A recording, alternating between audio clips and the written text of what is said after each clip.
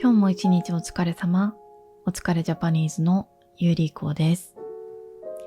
このチャンネルでは日本語を勉強している皆さんと一緒に夜寝る前に日本語と日本文化をゆっくり楽しく学んでいきます。さて今日は日本語学習者がよくやってしまうちょっと危険な英語の質問についてお話しします。それは Are you single? 一見とても普通の質問ですよね。でも実はこの質問、日本語にそのまま訳すことができません。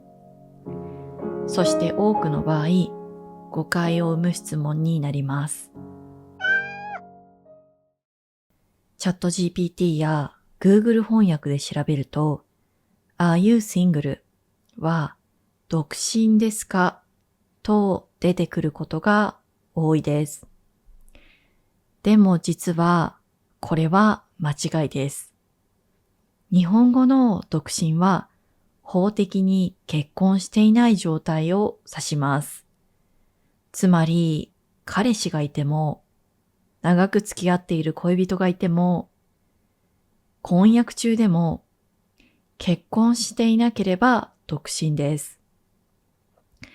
英語のシングルは恋人がいない、パートナーがいないという意味で使われることが多いですよね。でも日本語の独身にはそのニュアンスが含まれていません。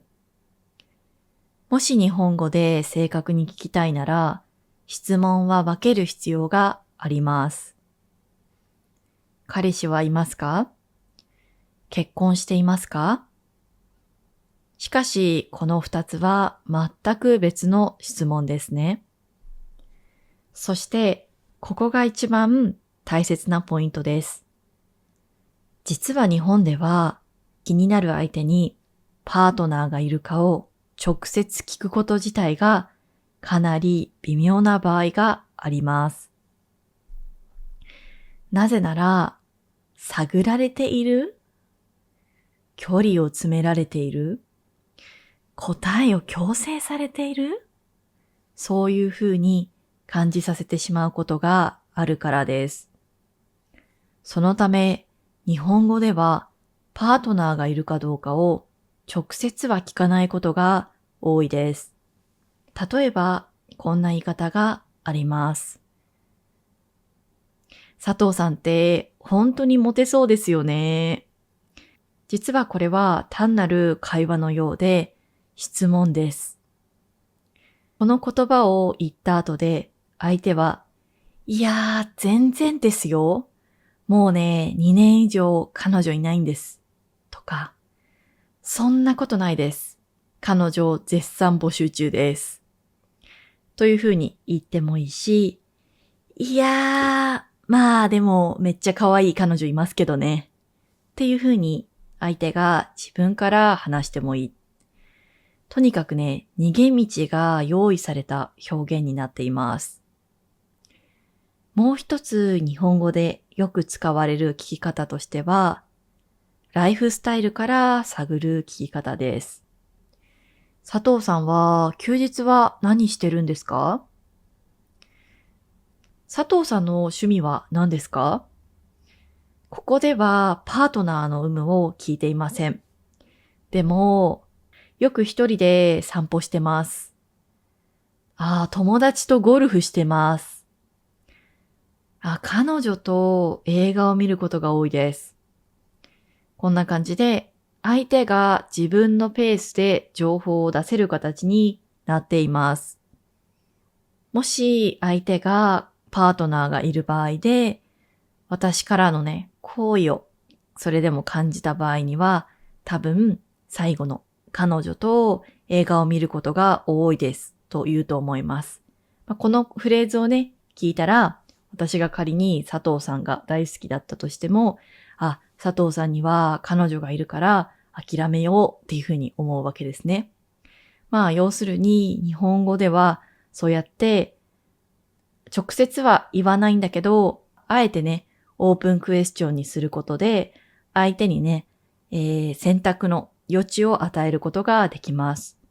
そして3つ目。これはさらに、柔らかい表現になっています。佐藤さんって彼女さんとよくディズニーランドとか行ってそうですよね。これは彼女がいるってね、決めつけてるようで決めつけていません。佐藤さんは多分、いやー、彼女いないですよ。ディズニーランドね、行けたら楽しそうですけどね。とか、まあ昔はそうでしたけど、とか。いや、まあ実はね、本当に彼女とね、よくディズニーランド行ってます。みたいな感じで、どのパターンでも返せますよね。まあ、この質問だと、相手に仮に恋人がいたとしても、気まずくならないっていうのが大きなポイントです。さて、なぜここまで間接的なのか。日本語では直接聞くイコール距離を一気に縮める行為と受け取られやすいからです。特に恋愛やパートナーシップ、プライベートな領域については、相手が自分から話すのを待つ文化があります。英語との決定的な違いは、英語では聞く、そして答えるが自然ですが、日本語では、空気をね、共有して、相手が話したかったら話すっていうような順番がすごく大切になってきます。なので日本語では直接聞かない、決めつけない、そして逃げ道を残す。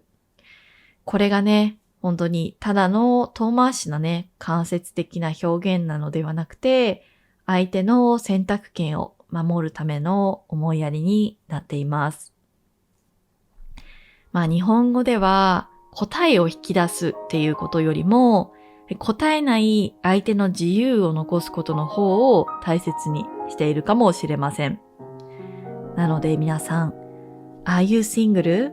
をそのまま日本語で使おうとすると、言葉の問題というよりかは、関係性をね、どこまで共有していいかっていう境界線を一気に越えてしまうことがあります。